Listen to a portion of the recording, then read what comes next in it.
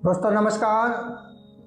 CNZ report channel पर आपका स्वागत, अभिनंदन। आज का वीडियो उत्तर प्रदेश के शिक्षा मित्रों से जुड़ी बहुत ही महत्वपूर्ण अपडेट को लेकर है, जो पिछले सप्ताह यानी 4 मई से और आज 10 मई तक जो शिक्षा मित्रों के साथ क्या क्या जानकारी उनके लिए लेटेस्ट है, उस पर विस्तार से बात करूंगा। इसमें हाई कोर्ट, सुप्रीम कोर्ट, सरकार, संगठन, सब महत्वपूर्ण जानकारी। अब शिक्षा मित्रों का नियमितीकरण कैसे होगा, उस पर पूरी विस्तार से जानकारी के लिए एक बार वीडियो लाइक करके शेयर कर दीजिए।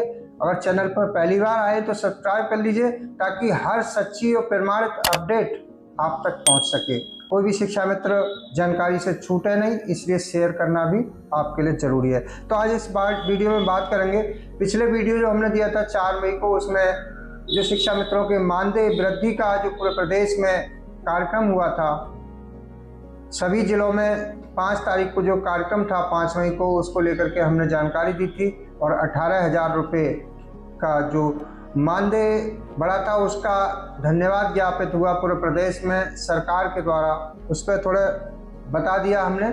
और आगे जो बिंदु है, नियमितीकरण पर हाई कोर्ट का जो फैसला आया है 12वां ऑर्डर, उस पर थोड़ा ही प्रकाश डालूंगा।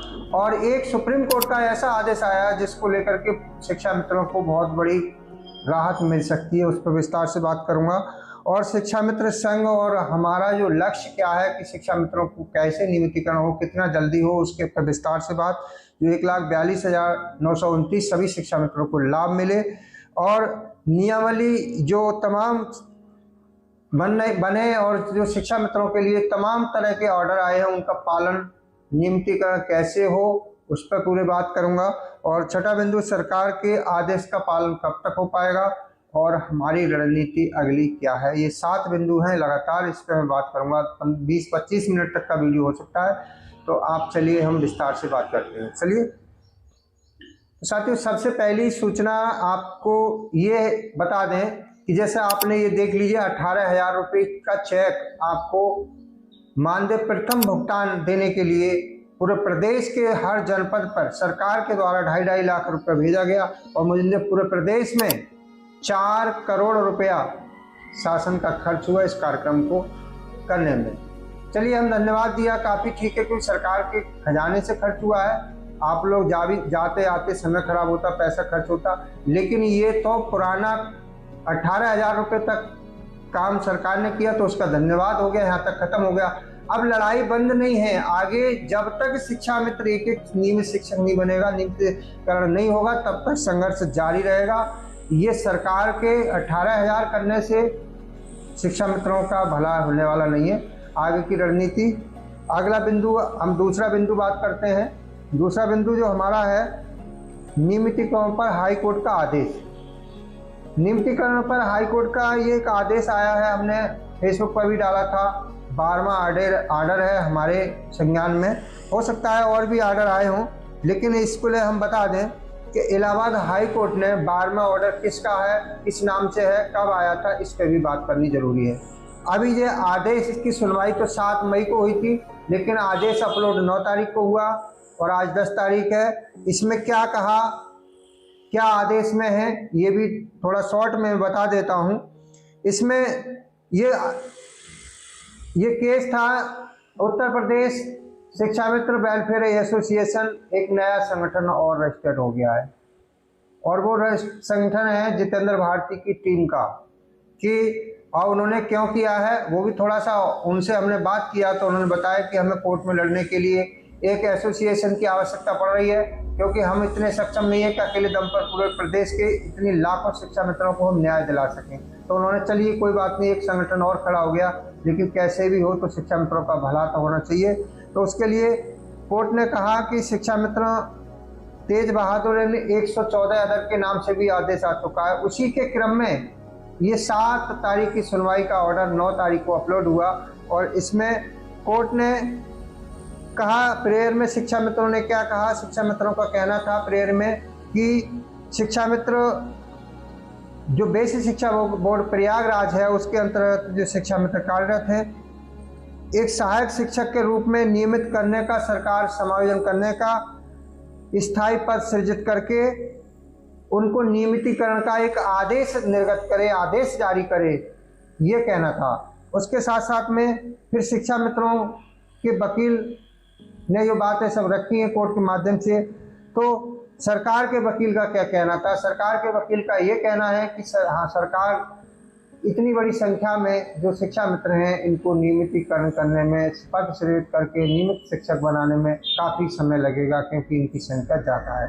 तमाम सुप्रीम कोर्ट के आदेश हैं, हाई कोर्ट के दर्जनों आदेश हैं, तो सरकार को समय लगेगा। तो सरकार अभी टाल मटोल यानी आगे समय बढ़ाना चाहती है। अब कोर्ट ने फिर क्या आदेश में लिखा।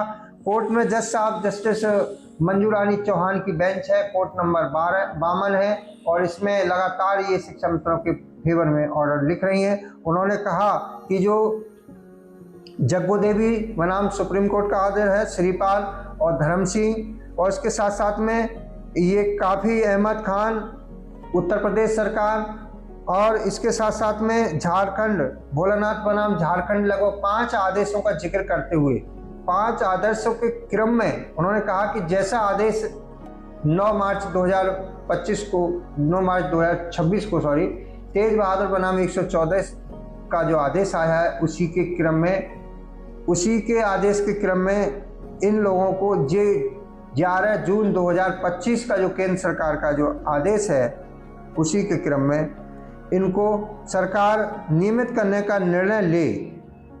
और उन्होंने कहा कि इसके लिए 4 माह का समय उस केसों में दिया गया है। तो सरकार को निर्देश दिया है कि इसमें नियमितीकरण के ये पात्र हैं, इनके लिए एक पद सृजित करके सरकार नियमित करे, हर संभव प्रयास करे सरकार, हर संभव, जिसका समय सीमा 6 माह दिया है। तो आप देखिए 6 माह के भीतर सरकार को एक्शन लेना होगा। आज मान लीजिए 10 मई है, तो 10 मई में 6 महीना जोड़ दो, तो ये नवंबर में जाता है मामला। नवंबर तक इस केस पे निर्णय सरकार को लेना चाहिए। तेज बहादुर के आदेश में 3 माह का समय दिया गया था, और वो 3 माह का समय 9 जून को पूरा हो जाएगा। उसके बाद अगर सरकार इसमें तो जून में तक तो कुछ नहीं कर पा रही है, अभी प्रत्यावेदन ही गए हैं, लेकिन इसके आगे की प्रक्रिया फिर क्या होगी उस पर भी एक रणनीति बन चुकी है, प्रत्यावेदन जा चुके हैं। अब तीसरा बिंदु जो रहा उस पर आ जाते हैं, सुप्रीम कोर्ट का आदेश। देखिए सुप्रीम कोर्ट ने इतना बेहतर आदेश दिया है, जो कच्चे कर्मचारी हैं, जो किसी भी राज्य के लिए, पूरे भारत देश के लिए दिया है, पूरे भारत देश के लिए सुप्रीम कोर्ट की संविधान पीठ ने एक निर्णय दिया है। उन्होंने कहा कि 6 मई 2026 को अभी ये आदेश आया है, 3 दिन हो गया इसको। सुप्रीम कोर्ट की संविधान पीठ ने कहा कि 10 साल या उससे ज़्यादा सेवा देने वाले कर्मचारियों को नियमितीकरण किया जाए, और उसने ये भी कहा कि ये निर्णय समानता के अधिकार अनुच्छेद 14 और जीवन के अधिकार अनुच्छेद 21 के तहत उचित है। ये उसके समानता के अधिकारों के साथ और जीवन जीने के लिए उचित है, अनुच्छेद 21 के अनुसार। राज्य सरकारें बिना किसी भेदभाव के, इसमें ये लिखा है कि बिना किसी भेदभाव के कर्मचारियों को नियमित करें, कोई भेदभाव नहीं होना चाहिए। देखिए ये इतना अच्छा आदेश आया है और संविधान पीठ से, ये पूरे देश में इसे लागू करने के लिए कोर्ट ने ये भी लिखा ऑर्डर में कि 3 माह के भीतर राज्य सरकारें कच्चे कर्मचारियों की सूची बनाएं और उनको 3 माह के अंदर सूची बना करके बिना भेदभाव किए उनको नियमित किया जाए, ये आदेश में है। देखिए ये तो सुप्रीम कोर्ट का आदेश होगा। तीसरा बिंदु, अभी एक साथी कमेंट करेंगे, सजल देव बनाम त्रिपुरा राज्य की सुनवाई विस्तार से नहीं हो पा रही है, उसके लिए सुनवाई की डेट लगी है, और वो डेट है 15/5/2026, यानी कि अभी 4 दिन बाद इसकी सुनवाई होनी है। तो उसकी भी सूचना जब भी आएगी तो उस पर जरूर हम वीडियो बनाएंगे। तो ये सजल देव वाले केस के लिए आप इंतजार थोड़ा करें, इसके लिए भी शिक्षकों को, शिक्षा मित्रों को इसका बहुत बड़ा इंतजार है। अब बिंदु नंबर 4 की बात करें, हमने कहा कि बिंदु नंबर 4 में शिक्षा में संगठन का क्या लक्ष्य है, आगे हमारा क्या लक्ष्य है। आज पूरे प्रदेश में उत्तर प्रदेश प्राथमिक शिक्षा में संघ, जो सबसे बड़ा पुराना संगठन है, वो सरकार के साथ बेहतर संबंध बना चुका है और बनाने में सफल भी रहा है। उसी का परिणाम है कि 18,000 रुपया का जो मानदेय हमारा हो गया, वो संगठन के प्रयास से हुआ है। बेशक कोर्ट के दबाव हुए हैं, लेकिन सरकारें संगठन के माध्यम से ही बातचीत करके ही सुलझाती हैं, क्योंकि कोर्ट से तो एक दबाव बनता है। सरकार के द्वारा जो भी किया जाता है वो सरकार के द्वारा ही होना होता है, लेकिन संबंध भी बनाना और कोर्ट से भी लड़ना दोनों जरूरी है। और इधर अब चुनावी वर्ष होगा, तो ये बिंदु है कि सरकार के साथ आज भी हमारे जो संगठन के पदाधिकारी हैं उनका ये कहना है कि अगला लक्ष्य हमारा नियमितीकरण है, और हमारा भी लक्ष्य CNZ रिपोर्ट्स यूट्यूब चैनल के माध्यम से, पद्म सिंह के माध्यम से, फेसबुक पेज से जो भी जानकारी लगातार नियमितीकरण की हमारे द्वारा दी जा रही है, तो ये हमारा भी लक्ष्य केवल शिक्षा मित्र, एक शिक्षा मित्र हमारा साथी शिक्षक बने, नियमितीकरण हो, चाहे भले 50,000 40,000 जो भी वेतन बनता है और राज्यों को मॉडल लगा के वो मिलना चाहिए और नियमितीकरण होना चाहिए। बार बार की समस्या समाप्त होनी चाहिए, ये हमारा लक्ष्य है। क्योंकि पूरे प्रदेश में अभी 2 साल जो अगर आने वाले 2 साल हैं 2026-27, इसमें कई हजार शिक्षा मित्र रिटायर होने की कगार पर हैं। तो इससे पहले सरकार निर्णय ले तो हमारे उन भाइयों को लाभ मिले जो रिटायर होने की कगार पर है, 62 साल सेवा हो और उनको 2-3 साल भी नियमित शिक्षक की नौकरी मिल जाएगी तो उनके आगे का बुढ़ापा सुधर सकता है। जो साथी रिटायर हो गए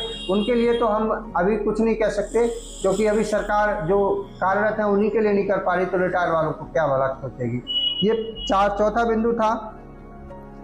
अभी हमने एक सर्वे किया था, इस बिंदु के माध्यम से हमने फेसबुक पे भी हमने और भी लोगों से कमेंट मांगे, तो उसमें 100 कमेंट में से लगभग 5 कमेंट ऐसे हैं जो चाहते हैं कि भाई ठीक है जो हो गया ठीक है, हम इसमें संतुष्ट है। 5%, 100 में से 5 लोग चाहते हैं कि चलो ठीक है। बाकी इसमें से 20% लोग ऐसे हैं कि वो थोड़ा घर से संपन्न है, वो ये चाहते हैं कि चलो बढ़ गया तब भी ठीक है, ना बढ़ रहा तब भी हमारा तो कुछ ना कुछ काम करके घर से संपन्न है, तो पेट पल ही रहा था और उनके परिवार चली जाएगा। लेकिन 70% जो शेष शिक्षा मित्र हैं वो केवल इस नौकरी के ही आश्रित हैं। उनको सरकार की तरफ निगाहें इसीलिए हैं कि वो अधिक से अधिक जल्दी से जल्दी जितना हो सके उनको नियमितीकरण का लाभ मिले और आने वाले समय में उनके परिवार की जो समस्याएं हैं वो दूर हो, बच्चों की शादियां हो, आगे भी वो अच्छे से अपने परिवार को देखरेख कर सकें। उनका ये मानना है, उनके ये कमेंट है, उनका कहना है कि हम सरकार के रहेंगे। जैसे सभा सरकार ने हमारे समाहित करके एक शिक्षक बना के 40,000 दिया था और आज अगर शिक्षक होते तो 80,000 रुपये मिल रहा होता। अगर सरकार उत्तर प्रदेश की योगी जी की सरकार अगर 27 में हमें नियमित शिक्षक बनाती है और हमें वेतन देती है, तो जैसे हमने सपा के एजेंट का मोहर हम पे लगा रखा है वो ठप्पा हम योगी जी का लगा लेंगे और योगी जी के भगवा रंग में रंग जाएंगे और इनकी मदद योगी जी की करेंगे। तो ये शिक्षा मित्रों का मानना है कि 80% 90% शिक्षा मित्र, 90%, 10% तो ऐसे होते हैं कहीं ना कहीं किसी पार्टी से विशेष रूप से जुड़े होते हैं, लेकिन 90% शिक्षा मित्र, जैसे 2017 में 80-90% शिक्षा मित्रों ने बीजेपी को सपोर्ट किया और योगी जी की सरकार बनी, उसी तरह से फिर से सपोर्ट करेंगे। लेकिन योगी जी की सरकार जल्द शिक्षा मित्रों को शिक्षक बनाए, नियमितीकरण करे, ये उनका कहना है। अगला बिंदु, अब कैसे होगा ये सब, कैसे होगा 5वां बिंदु।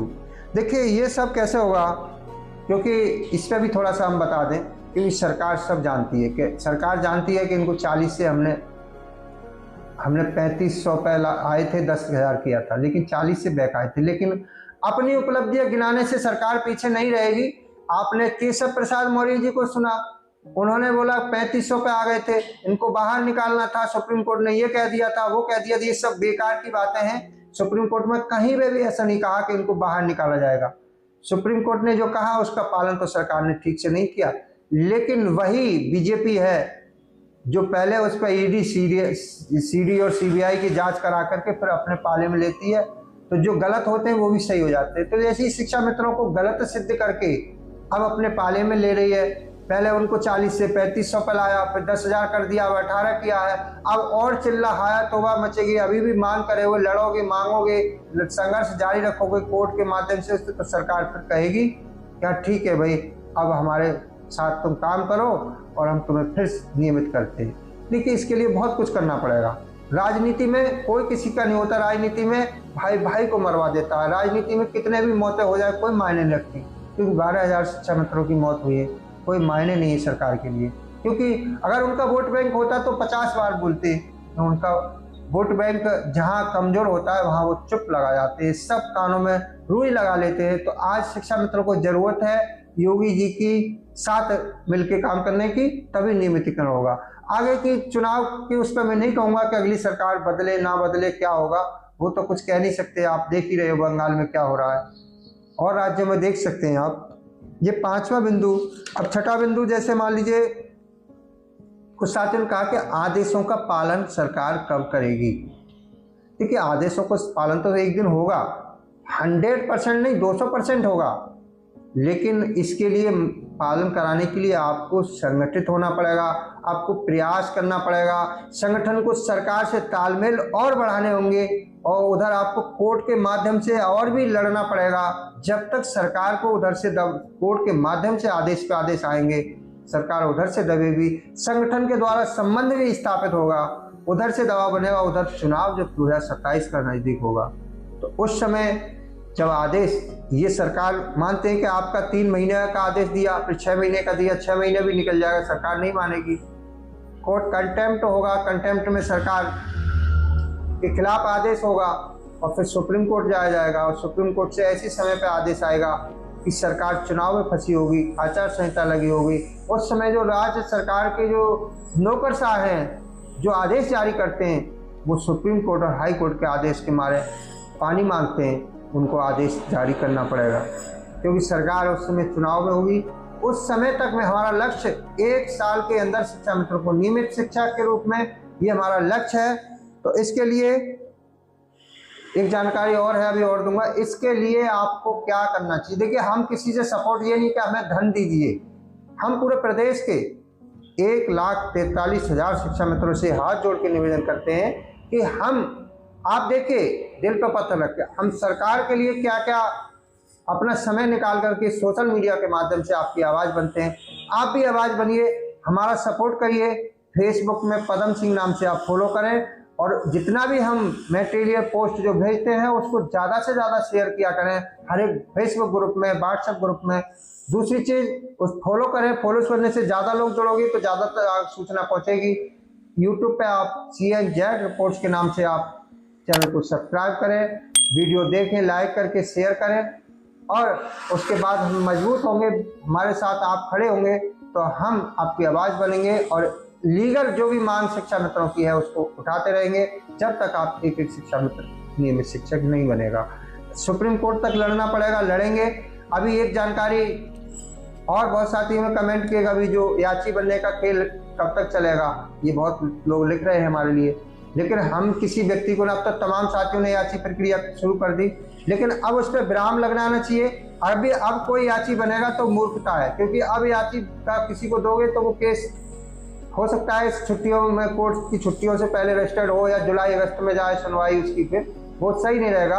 अब जो 1 दर्जन आदेश आ चुके हैं, इनका पालन कराने के लिए आप अपनी अपनी टीम से संपर्क होकर मजबूत होइए, और जितने लोग बन गए हैं, जितनी याचिकाएं हैं, सभी इतने 2-3 हज़ार से ज़्यादा ही हो गए होंगे सारे लोग। इतने लोग हैं कि अब सुप्रीम कोर्ट तक आसानी से सब लोग मिलकर लड़ सकते हैं। जो लोग याची नहीं बने हैं उनके लिए भी हमें प्रोसेस बताएंगे, उनके लिए जरूर बताएंगे। आप परेशान बिल्कुल मत होइएगा, नौकरी तो सबको मिलेगी, लेकिन जो पहले जागता है वो पहले पाता है। लेकिन आप थोड़े लेट जाग रहे हो तो आपको लेट हो सकता है, लेकिन नौकरी सबको मिलेगी। इसलिए सभी लोग एक दूसरे का मदद करिए, एक दूसरे से मिल करके समय पर अपने ताकत का एहसास कराते रहिए, सोशल मीडिया पर अपनी आवाज़ बनते रहिए, हमसे जुड़िए। आगे इस वीडियो में इतना ही, और शेष आगे भी और जानकारी, जो बहुत सारी जनगणना में साथी लगे हैं, जनगणना के लिए मैं ये कहूँगा कि आपके द्वारा ड्यूटी ली गई है, आपने ट्रेनिंग की है, अगर आपकी ड्यूटी आपके तहसीलदार के द्वारा, आपके खंड शिक्षा अधिकारी के द्वारा, अगर आपके कार्य क्षेत्र से अलग ड्यूटी लगाई जाती है, तो आप लोग बिल्कुल उसका सामूहिक रूप से विरोध करिए। मैं ड्यूटी के लिए मना नहीं कर रहा, ड्यूटी करना कोई गलत चीज़ नहीं है, अच्छी चीज़ है, आप काम करिए। कोई कठिनाई आए हमें कमेंट करिए, हम वीडियो बनाते रहते हैं, और भी वीडियो बनाएंगे, आपकी मदद करेंगे। लेकिन एक काम जरूर करिएगा, अगर आपकी ड्यूटी दूसरे क्षेत्र में लगाई जाती है उसका विरोध सामूहिक रूप से करिएगा, संगठन की मदद लीजिएगा, और रिसीव मत करिए ड्यूटी। मैं ये खुल करके कह रहा हूँ, मैंने अपने जनपद में कह दिया, अगर तहसीलदार साहब अगर कार्य क्षेत्र से अलग ड्यूटी लगाओगे तो आपका कार्य बहिष्कार होगा, और कोई भी जनगणना नहीं करेगा, आप सबको कार्रवाई कर देना, सब जो भी हो आप कर लेना। लेकिन कार्य क्षेत्र में लगाइए ताकि आपका काम भी बढ़िया हो और करने वाले को भी दिक्कत नहीं आए। ये मेरा कहना है। आपसे निवेदन है कि एक बार वीडियो को लाइक करके शेयर करिए ताकि ये सूचना हर शिक्षा मित्र तक पहुंच जाए, हर जनगणना करने वाले साथी तक पहुंच जाए। इसी के साथ मिलेंगे अगले वीडियो में नई एक जनगणना की वीडियो के साथ। तब तक के लिए जय हिंद, नमस्कार, जय शिक्षा मित्र।